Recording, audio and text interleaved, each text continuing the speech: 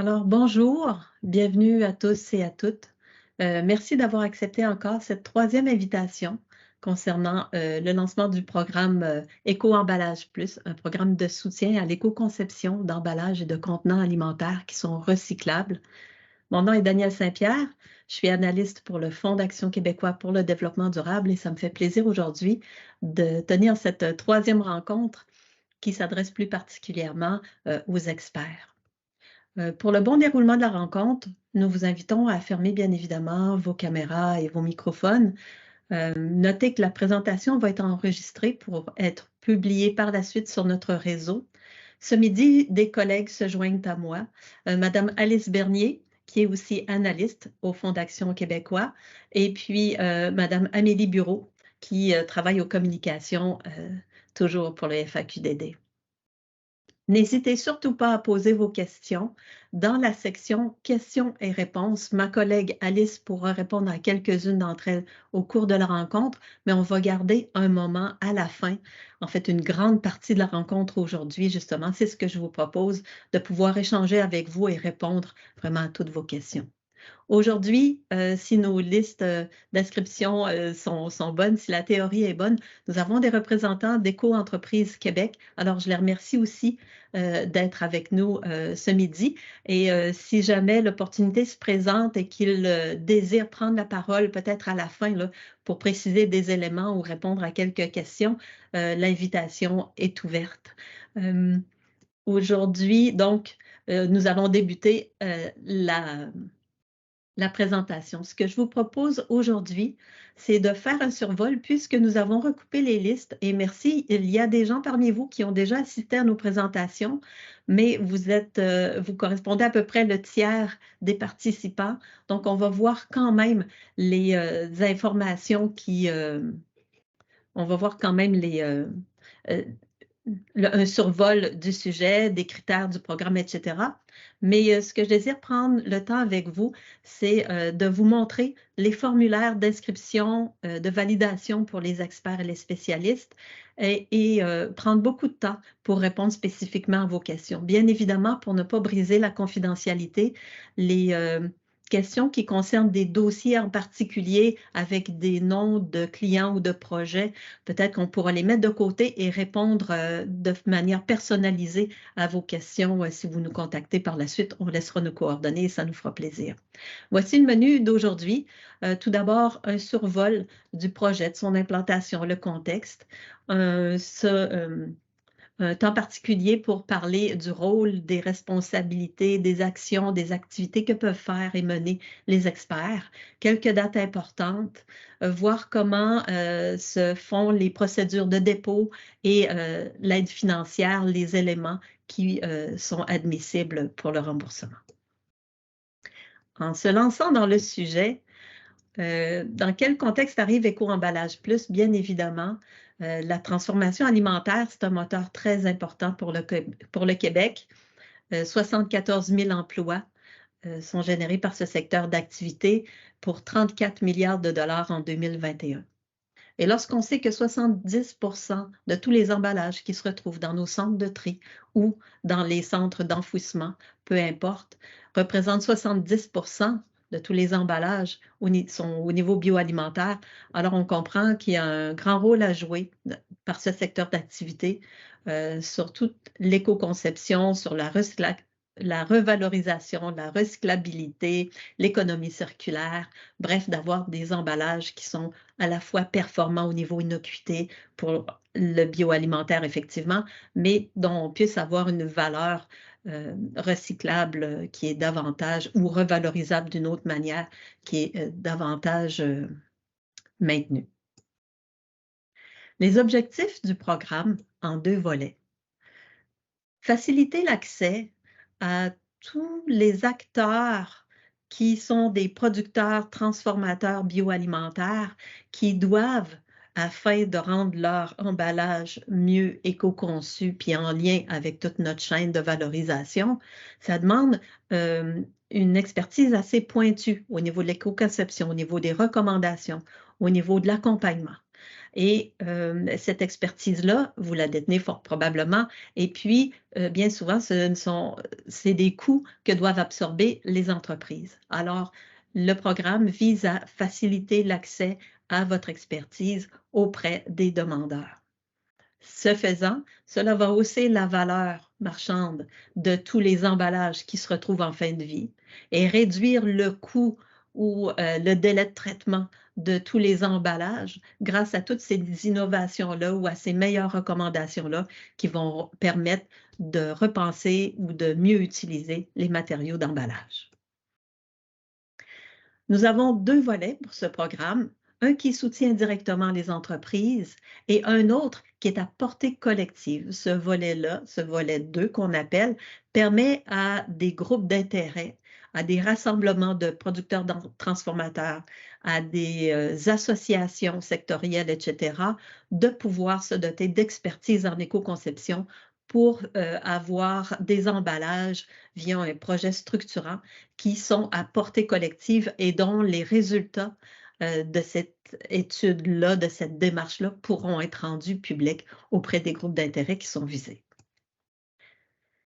Maintenant, le soutien directement aux entreprises. Donc, les clientèles qui sont admissibles doivent faire partie des secteurs d'activité suivants. Être soi-même une entreprise en transformation alimentaire, donc l'activité principale étant la transformation alimentaire, ou soit utiliser les services d'un sous-traitant ou d'un forfaitaire afin de fabriquer son produit alimentaire ou encore l'emballer, ou être détenteur de marques privées. Si je pense à des grandes marques, des grandes bannières qui commercialisent, je ne sais pas moi, du jus d'orange selon leur marque privée, pourraient aussi être éligibles, être admissibles à présenter des projets afin d'améliorer l'emballage de ce produit-là spécifiquement, qui détient la marque privée.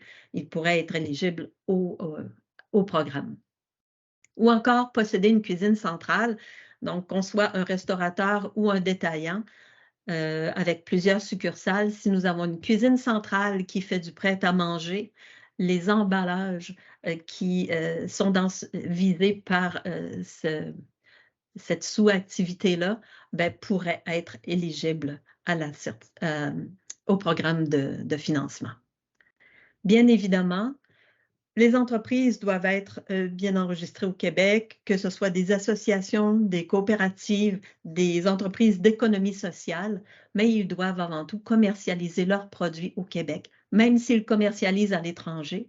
Les objets faisant qui sont le sujet du projet devront être à ce moment-là consommés, commercialisés au Québec.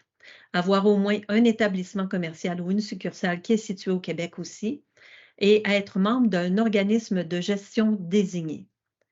Donc, les organismes de gestion désignés au Québec, il y en a 2 actuellement concernant la responsabilité élargie des producteurs, et nous parlons d'Éco-entreprise Québec et de l'AQRCB, qui est l'Association québécoise des contenants de boissons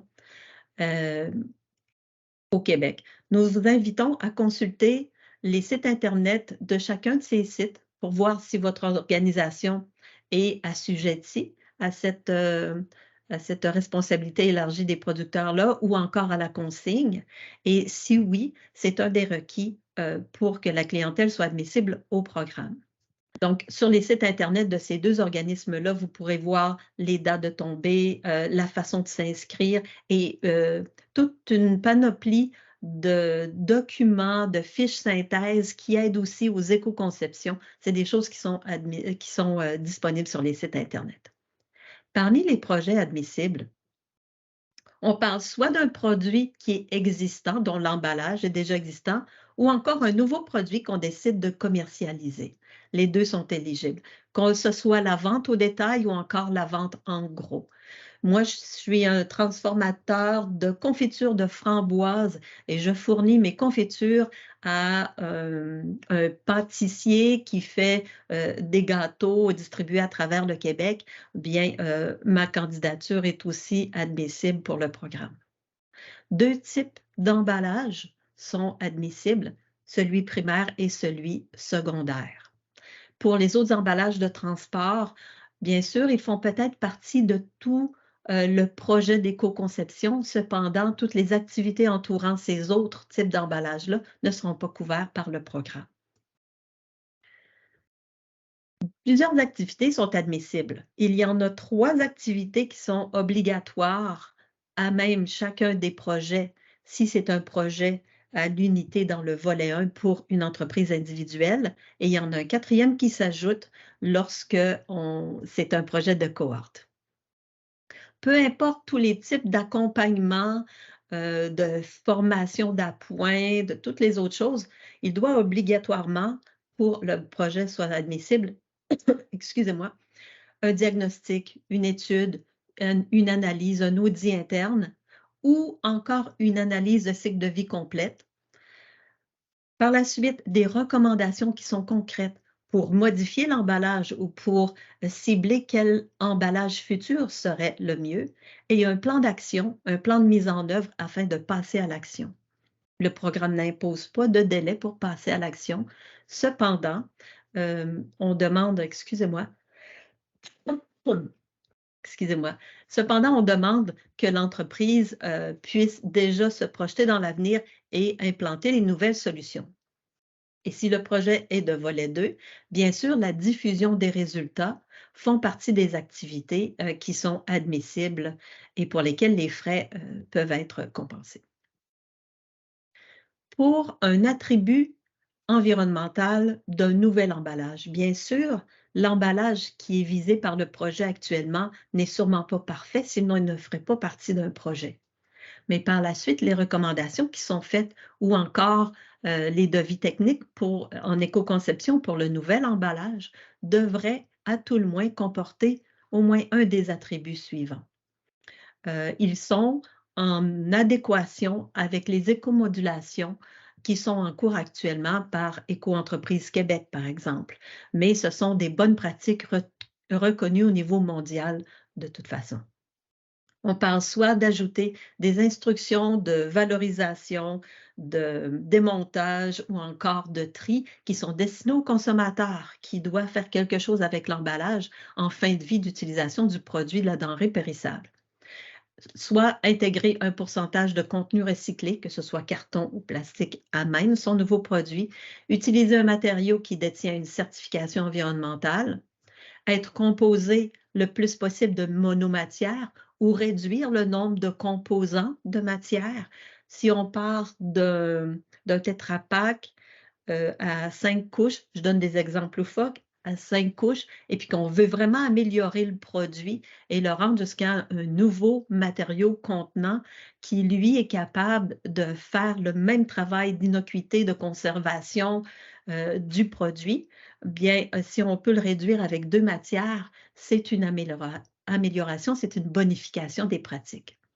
Évidemment, réduire la masse ou le volume du matériau et ou être conçu pour la réutilisation ou une nouvelle consigne à une autre échelle. Ce sont des projets et des attributs de produits qui sont acceptables dans le projet qui sont visés. Maintenant, la partie des experts et des spécialistes. Bien évidemment, il y a différents types d'experts. On les divise en 2 groupes, nous verrons plus tard, ou de spécialistes. Des gens qui ont une large expertise en analyse de cycle de vie et d'autres plus pointus concernant les emballages, les contenants, que ce soit de l'éco-conception d'objets ou encore en lien avec l'alimentaire. Ça peut être des services de soutien technologique, biochimique en alimentaire. Ça peut être du service conseil de la part d'une entreprise manufacturière ou distributrice d'emballage, mais qui ont en même un service conseil ou d'accompagnement et d'expertise. Ça peut être d'avoir de l'expérience dans l'élaboration de plans d'action et de mise en œuvre concrète aussi. Bien que la mise en œuvre soit un frais admissible dans le cadre du programme, les frais de mise en marché ne le sont pas. On va voir plus tard.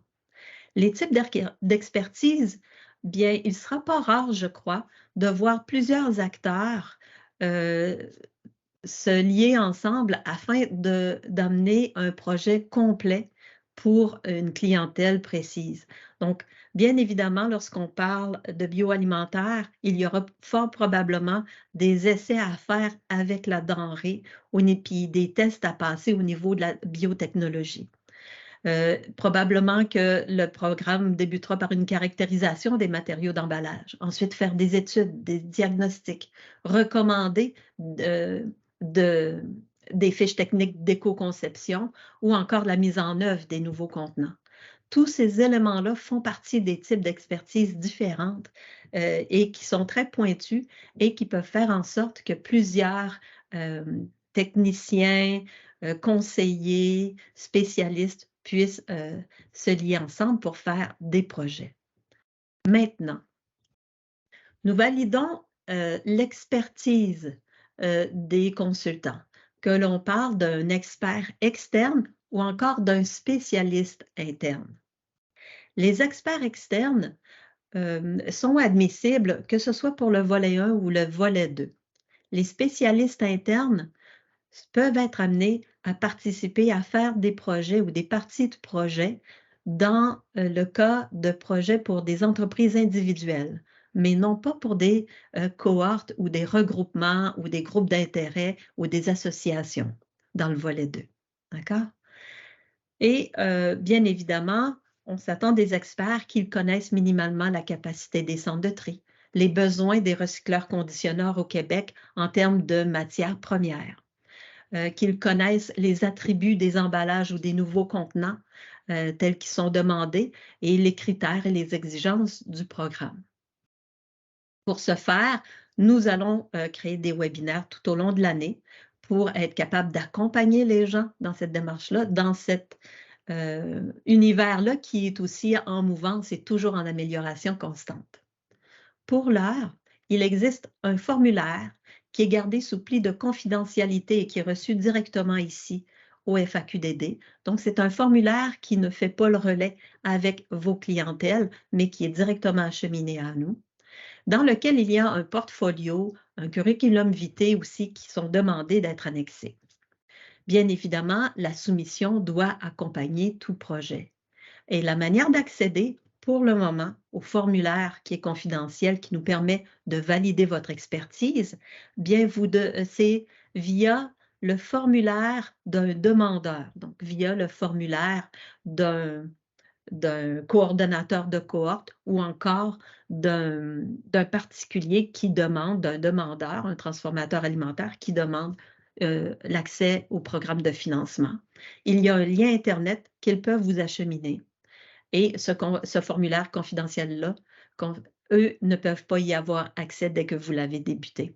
Ce que j'aimerais faire aujourd'hui, peut-être après la présentation, pour éviter de vous étourdir, c'est de vous montrer ce formulaire-là et les requis et voir comment ça fonctionne. C'est ce que je vous propose. Mais continuons un petit peu avec les dates importantes. Le volet 1 est un programme qui est en dépôt continu. Donc, jusqu'au 1er décembre 2025, les entreprises peuvent déposer une demande ou encore, bien évidemment, comme tout programme, jusqu'à l'épuisement de l'enveloppe.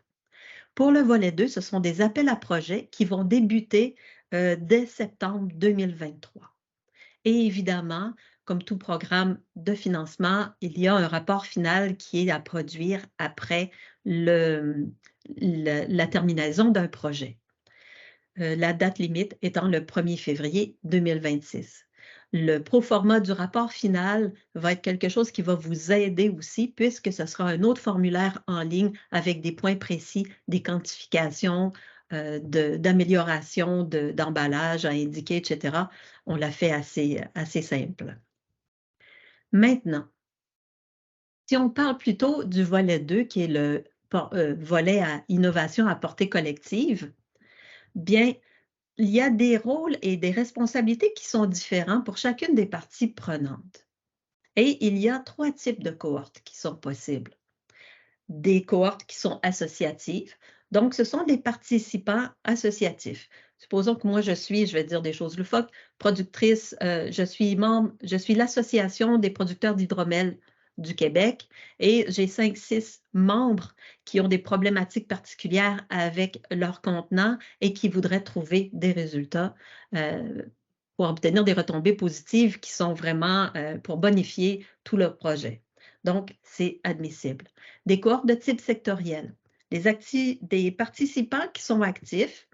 Nous sommes 6 producteurs microbrasseries au Québec et puis nous voulons trouver des solutions différentes puis innover.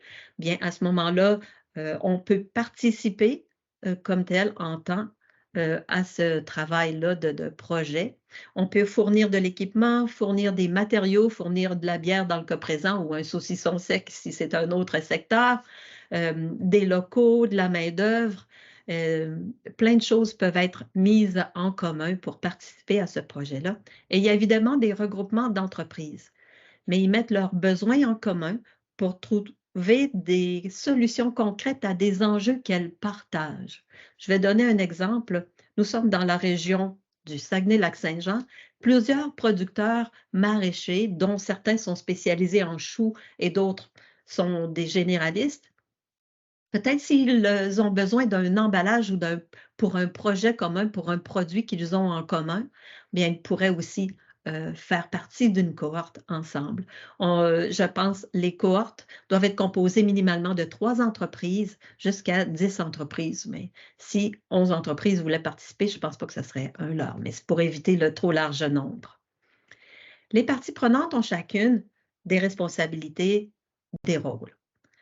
Les coordonnateurs demandeurs se trouvent à être l'interlocuteur unique avec le Fonds d'action québécois pour le développement durable. Et ça peut être à la fois un expert, une association, une organisation d'économie sociale ou à but non lucratif, ou un recycleur conditionneur qui peuvent porter le rôle d'être le coordonnateur demandeur. Au niveau des participants, bien, toutes les associations, les entreprises à but lucratif d'économie sociale peuvent participer. Et les experts, bien, les experts en consultation technique ou autre expertise en éco-conception, en emballage, en mise en marché, etc., peuvent faire partie de ces experts-là. On voit ici que les rôles peuvent être différents. Lorsque le coordonnateur demandeur dépose sa demande, son dossier doit être complet. Donc, il doit au préalable avoir recruté des participants. Il leur a demandé aussi de remplir soit une fiche d'engagement ou encore de participation. Donc, il obtient ces lettres-là. Il doit agir en son nom et au nom de toutes les entreprises et il va s'assurer de la reddition de comptes tout au long du projet. Bien sûr, l'expert, on lui demande de respecter les critères, les attributs qui sont au guide du demandeur. Respecter aussi tout l'écosystème et les besoins de l'écosystème de la valorisation des matières premières, des matières rejetées ici au Québec. Fournir des résultats d'éco-conception ou encore des recommandations qui sont conformes. Et à la fin, lister et quantifier les retombées environnementales qui sont anticipées par le projet. C'est-à-dire qu'avant, nous pouvions avoir, je ne sais pas moi, 5 tonnes moi, je suis un producteur de compote de pommes avec un contenant en verre, une opercule qui est non recyclable et puis un bouchon en métal, le tout recouvert par une autre pellicule de sécurité qui, elle non plus, n'est pas faite en matériaux recyclables, c'est en PVC avec l'étiquette. Je donne des exemples loufoques. Et le nouveau, puis il y en a pour 5 tonnes de métal, 3 tonnes de ci, de ça, annuellement chaque année parce que mes éléments pèsent 32 grammes, 10 grammes, 8 grammes selon les matières. Et à la fin du projet, mon pot de compote, bien, il est 100% recyclable, puis il est fait dans une matière X qui est du plastique numéro 1 pour donner les symboles. OK? Donc, puis il y en a pour tant de tonnes par année. Donc, c'est cette quantification-là qui va être demandée à la fin via un formulaire, tout simplement. Les procédures maintenant pour déposer une demande. Les volets 2 sont faits en appel à projet, on l'a dit. Ici, vous avez une procédure pour un volet 2, donc de cohorte. Bien sûr, le FAQDD fait la promotion du programme, l'administre fait la formation du réseau. Les coordonnateurs demandeurs vont rechercher des experts, rechercher des participants ou se faire appeler par des participants. Et ensuite, les experts remplissent bien évidemment une soumission, mais remplissent aussi le formulaire de validation, peuvent consulter une trousse ou une boîte à outils qui est disponible sur notre site web qui s'appelle Trousse du demandeur, je crois. Et le coordonnateur fait donc parvenir la demande au FAQDD. Il y a, pour le volet 2, qui est particulier, la vérification de l'admissibilité et par la suite, l'analyse de la pertinence.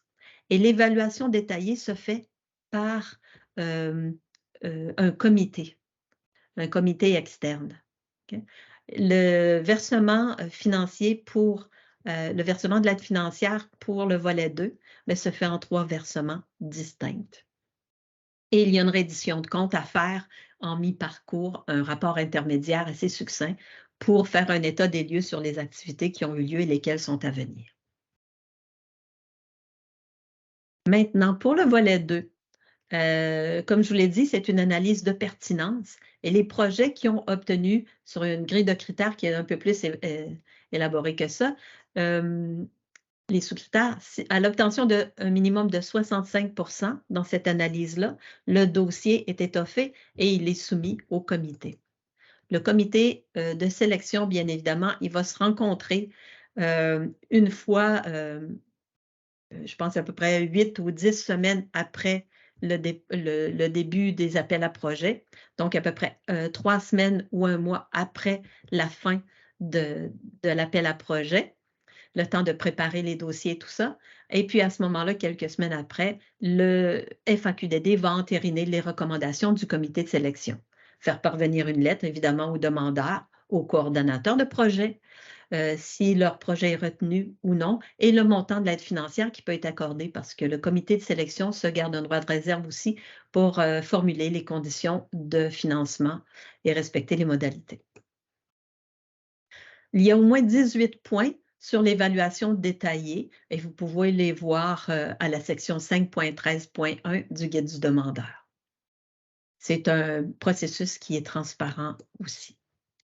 L'aide financière disponible maintenant, les dépenses. Chaque entreprise et par entreprise et par projet, l'aide financière maximale est de 50 000 $.